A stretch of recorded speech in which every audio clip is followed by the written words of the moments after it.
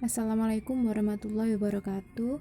Perkenalkan, nama saya Adinda Mutrofin Solehah dari kelas B jurusan Tetris Matematika semester 6. Di sini saya akan menjelaskan tentang materi peluang kelas 12 SMA. Yang pertama adalah pendahuluan. Tanpa kita sadari, kehidupan kita sehari-hari selalu berhubungan dengan matematika, khususnya peluang. Misalnya dalam pemilihan umum terdapat 5 orang calon presiden, yaitu A, B, C, D, dan E. Berapa peluang A untuk menang? Kita dapat menentukan peluang A untuk menang dengan menggunakan teori probabilitas atau peluang. Teori peluang pertama kali diuraikan oleh ahli matematika Prancis, yaitu Blaise Pascal dan Pierre de Fermat, dan kemudian dikembangkan oleh ahli matematika Italia Girolamo Cardano. Teori peluang dikembangkan pada abad ke-17 ketika para ahli matematika mencoba mengetahui kemungkinan gagal atau berhasil dalam permainan kartu dan dadu. Selain digunakan dalam analisis matematika, teori probabilitas atau peluang juga banyak digunakan dalam berbagai bidang seperti genetika, mekanika kuantum, dan asuransi. Kita lanjut ke kegiatan 1 bagian A. Ada kaidah pencacahan atau counting rules. Yang pertama ada aturan pengisian tempat. Jika terdapat dua unsur yang akan dibentuk menjadi suatu susunan dengan M dan N, cara yang berlawanan dapat disusun menjadi M kali N cara.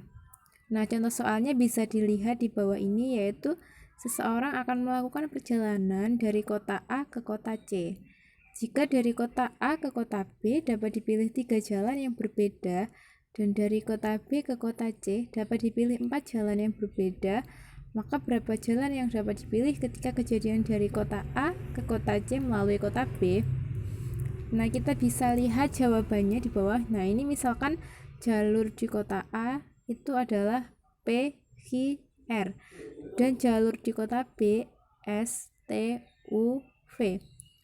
Untuk melakukan perjalanan dari kota A ke kota C melalui kota B dapat melalui PS, PT, PU, PV, HIS, HIT, HIU, HIV, RS, RT, RU, RV. Yaitu ada 12 cara atau 3 kali 4 sama dengan 12 cara. Yang kedua ada pengertian dan notasi faktorial. Ini perkalian suatu bilangan bulat positif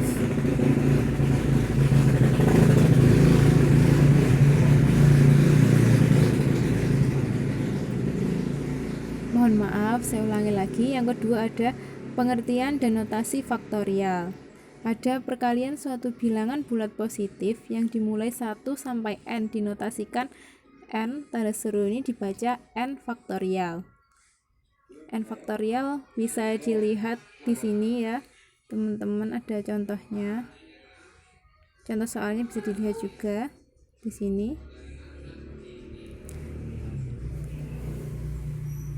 Ini untuk notasi faktorial.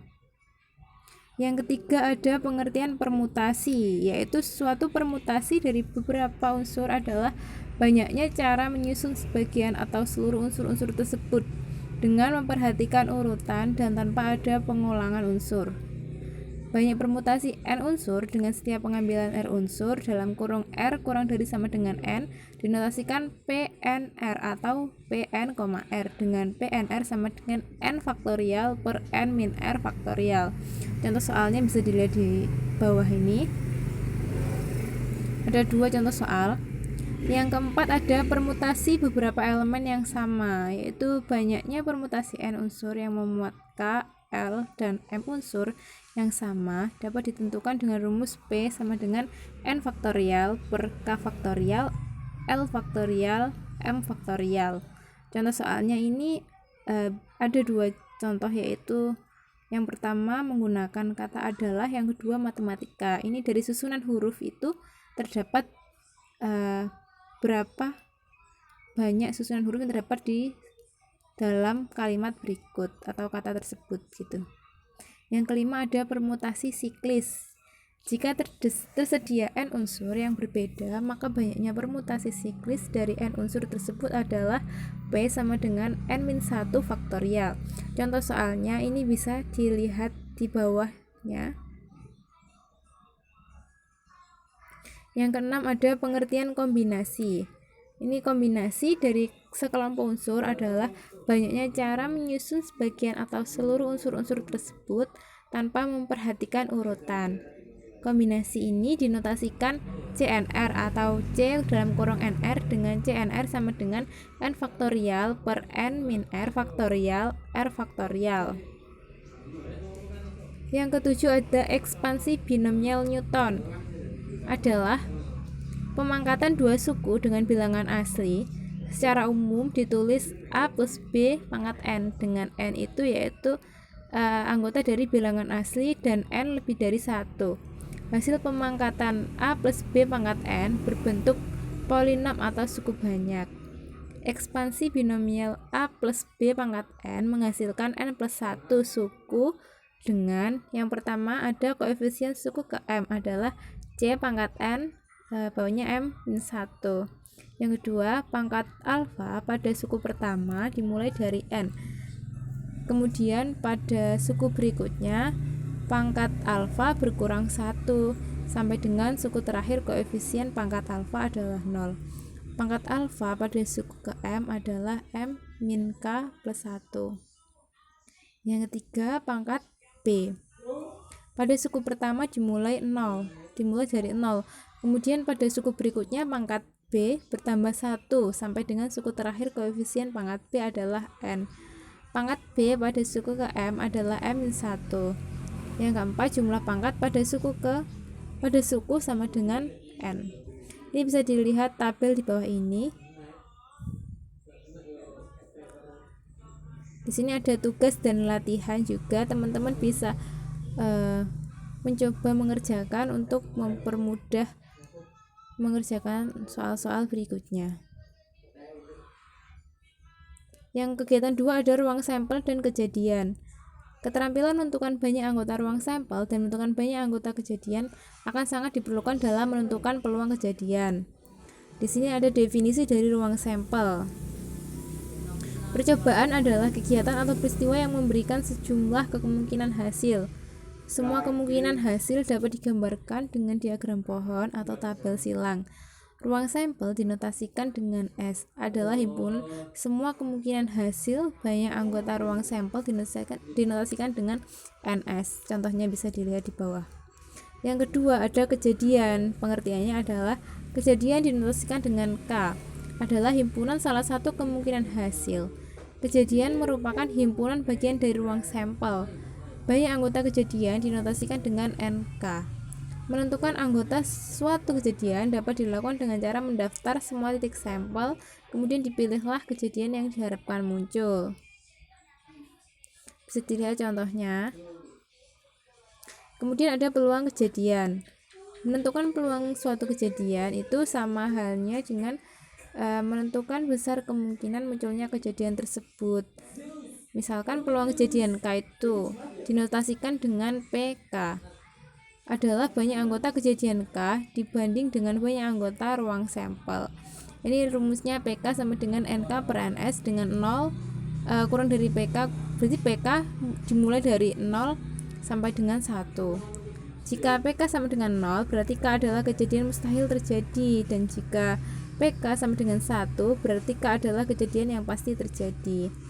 Contohnya ini kawan-kawan bisa lihat di bawahnya. Yang selanjutnya ada frekuensi harapan. Kemudian ada peluang kejadian saling lepas. Kemudian kejadian tidak saling lepas.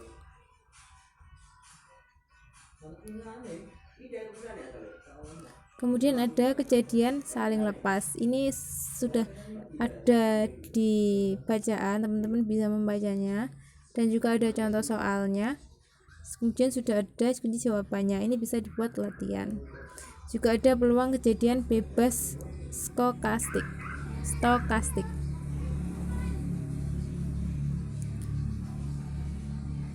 Yang selanjutnya ada peluang komplement kejadian. Ini ada pengertian, rumus, dan sekalian ada latihannya. Teman-teman bisa untuk mencoba mengerjakan. Dan di materi ini juga tak lupa ada rangkuman agar teman-teman bisa lebih mudah untuk memahami dan menghafal rumus-rumus yang ada. Mungkin itu materi yang dapat saya sampaikan kali ini. Apabila ada kurang lebihnya mohon maaf. Ini teman-teman bisa baca di sini. Kalau mau minta materi atau filenya saya kasih nanti.